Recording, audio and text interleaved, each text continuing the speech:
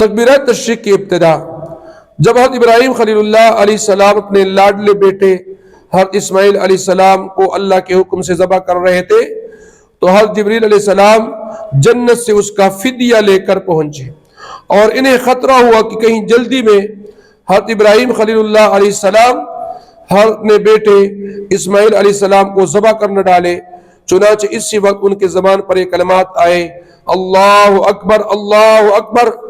حضرت ابراہیم خلیل اللہ نے جب حضرت جبریل علیہ السلام کو دیکھا تو بول پڑے لا الہ الا اللہ واللہ اکبر،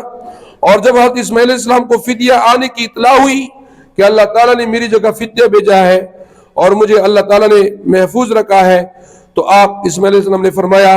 اللہ اکبر وللہ الحمد۔ یعنی مطلب یہ کہ یہ مجموعہ ہے حضرت جبریل علیہ السلام، حضرت ابراہیم علیہ السلام